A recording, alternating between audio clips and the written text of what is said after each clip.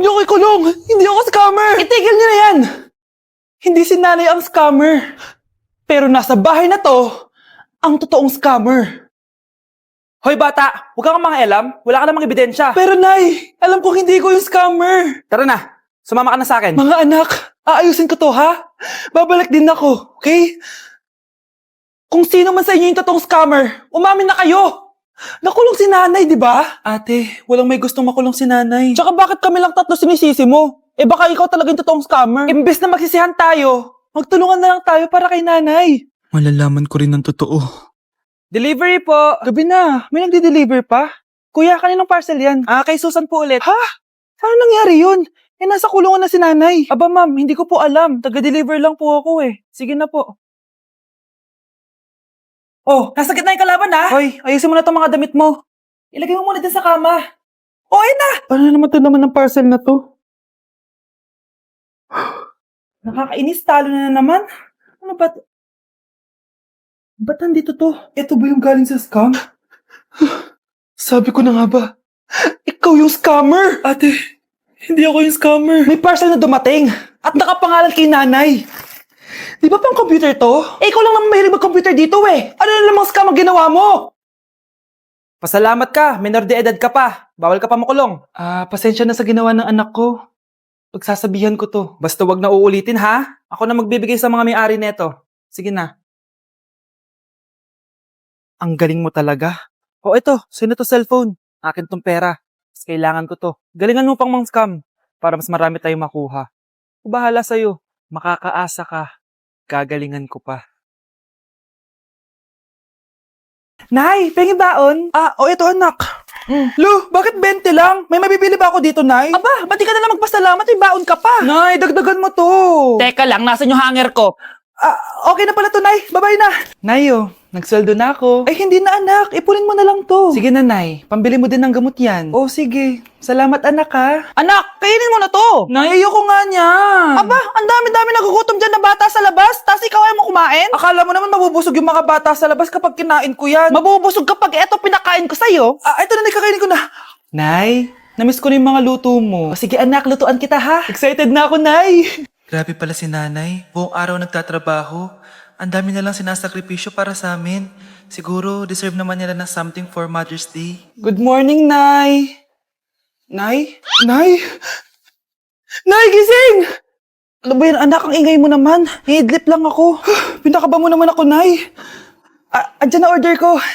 Ano namang in-order nun? Happy Mother's Day, Nay. Ang dami naman yan, anak. Eto naman, gumastos ka pa. Okay lang ako. Nay, ano ka ba? May 2 promo ang Mang Inasal ngayon. Nakatipid nga ako ng 106 pesos dito sa Mang Inasal Family Fiesta with extra creamy halo-halo na 8 ounce with drinks na yan, Nay. Available via takeout and delivery. At di lang yan, Nay. Meron pang Treat kay Mami promo kung saan may free scoop of ice cream ka kapag nag-order ka ng regular extra creamy halo-halo via dine-in, takeout, or delivery. Talaga ba, anak? Oo, Nay. Available tong Mother's Day Fiesta Treat at itong Treat kay Mami promo from May 10 to 12. Kaya perfect na perfect to pagsaluhan ngayong Mother's Day. Aww, thank you, anak. Deserve mo to, Nay, kasi ikaw ang the best mother in the world. Hashtag, Moms Deserve Mang Inasal. Kain na nga tayo bago pa ako umiyak.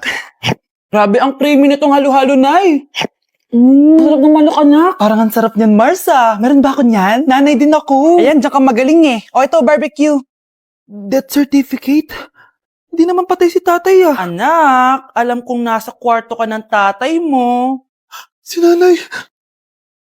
Anak! Nay, tawag niyo po ba ako?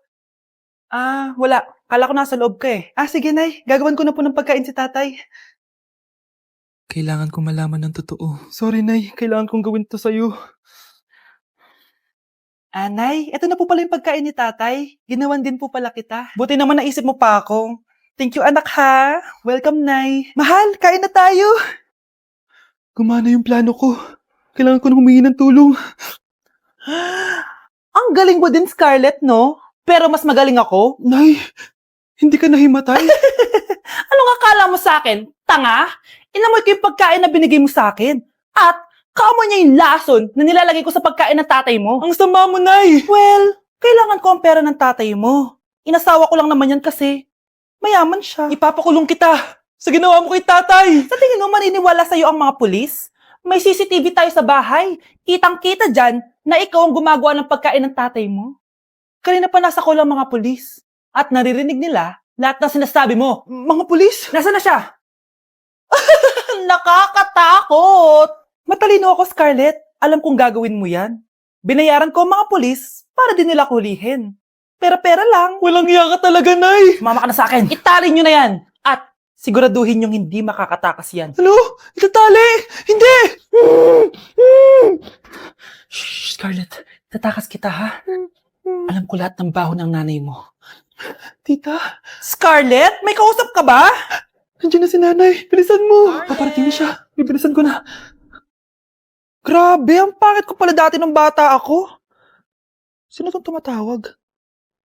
Hello? Scarlett, wag kang papasok bukas sa school ha. Ha? Bakit? Sino ka ba? Basta, sundin mo na lang ako please. Ano yun? Ang weird. Oh, anak, hindi ka pumasok? Opo, Nay. Masakit po yung pagkaramdam ko eh. Pagaling ka, anak, ha? Anak, yung school mo, nasusunog. Nasusunog, Nay? Totoo nga yung sinasabi ng caller kanina. Grabe. Buti na lang, anak, hindi ka pumasok sa school ngayon. Sino na naman tumatawag na to? Hello? Sino to? Scarlett, wag kang matutulog ngayong gabi ha. Ikaw na naman? Paano mo nalalaman yung mga yan, ha? Scarlett, please, sundin mo na. Anak, matutulog na ako, ha? Ikaw din, huwag ka na magpuyat. Sige po, Nay. Tatapusin ko lang po itong pinapanood ko.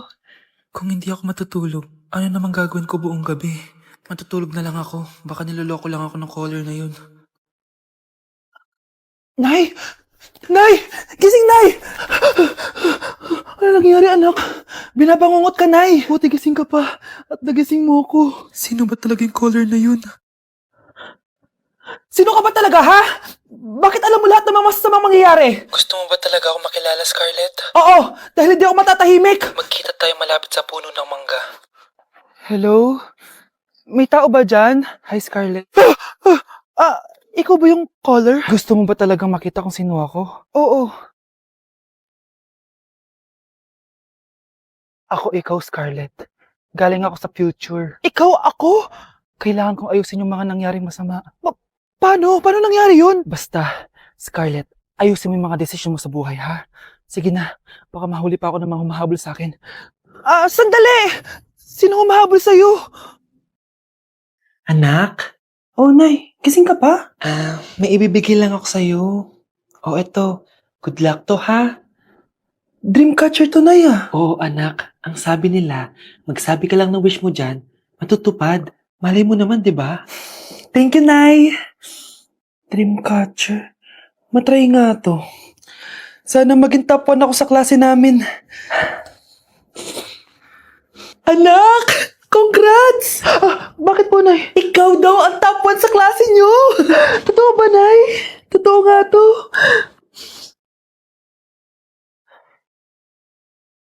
Anak, saan ka galing? Nag-apply ako sa trabaho. Ayoko naman maging pabigat sa inyo habang buhay. Sana makabawi na ako sa inyo. Ba't di mo nalang i-wish yan sa Dreamcatcher? Malay mo naman, di ba? Oo nga, no, Nay. Nay! Tanggap na ako sa trabaho! Ang laki pa ng sahod ko! Di ba? Sabi ko naman sa'yo, anak eh. Deserve mo yan. Nay, sa wakas, makakabawi na rin ako sa inyo. Bes, alam mo, ang yaman mo na.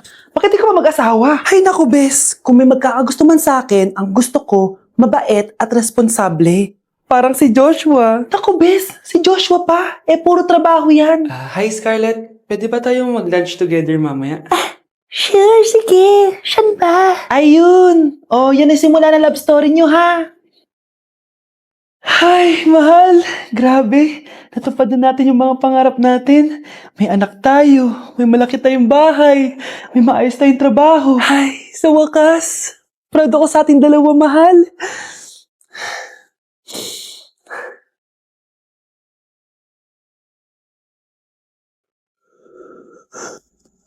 Mahal?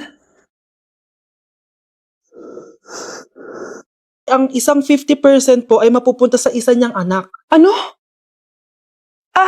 Baka yan yung isa naming anak na nawala? Oo, sa amin na lang yan. Ako!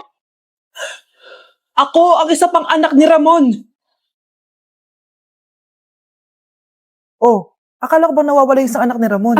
Attorney naman, huwag ka maniwala dyan. May sakit kasi sa utak yan. Wala akong sakit, attorney. Maniwala ka, please. Kailangan ko pa ng sapat na ebidensya para maniwala ako sa'yo. Sige na, babalik na lang ako. Ito na ba yung bagong bahay ng anak ko? Ikaw, babae ka. Sinubukan mo pang agawin sa amin ang kayamanan ng tatay mo? Ang sama nyo, tita! Gusto nyo kunin lahat! Well, hindi naman maniniwala sa'yo si attorney dahil wala kang ebidensya. Tao po, attorney po ito. Nandiyan si attorney. Halika dito. Ayan, ikukulong muna kita dito sa bodega hanggat hindi ko pa nakukuha mga kayamanan. Yes, attorney. Hawak ko na ang 100% ng kayamanan ni Ramon. Nandito na ang titulo, papeles at cheque ng mga kayamanan niya. Salamat, attorney, ha? Scarlett, hindi ko na alam kung ano nangyayari sa nanay ko. Pero huwag ka mag-alala. Ako bahala sa'yo.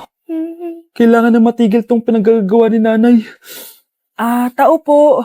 Sino ka? Ako po yung nanay ni Scarlett, yung anak din ni Ramon. Totoo ba to? Pinagsasabi mong babae ka? Kami lang ang pamilya ni Ramon. Attorney, huwag ka magpaniwala dyan. Peke yan. Hindi to peke. Pwede mo ipacheck to sa attorney. Kaya ilabas mo na siya. Kinulong po ni nanay si Scarlett sa bodega. Ha? Anak?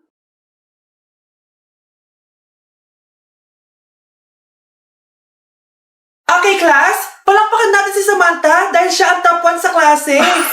Thank you, guys. Mag-aral din kasi kayo na maayos. Paano nangyari yun? Nag-review naman ako buong gabi Tama naman lahat ng sinagot ko sa exam. Oh, Scarlett, bawi ka na lang ha. Ikaw ang pinaka-lowest. Talaga ba, Samantha?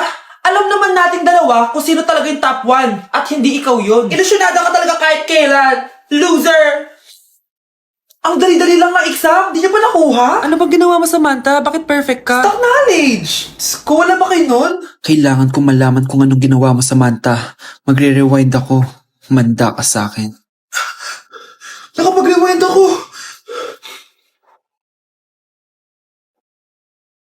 Ikaw pala ang top 1, Scarlett? Tignan ko na lang kung sino magiging top 1 after neto. Ha? Bawal yun na! Okay, class, start na tayo.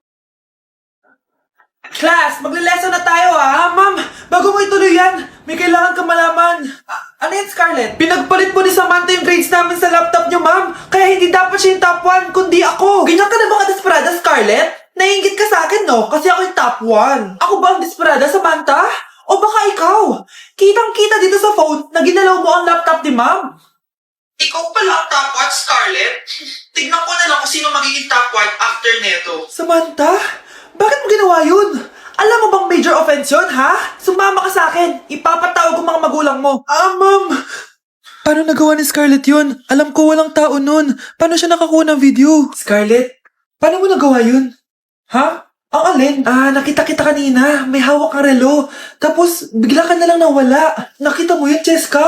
Huwag ka maingay, ha? Dahil ang relo na to may sumpa. Ano bang meron yan sa relo mo? Dahil galing to sa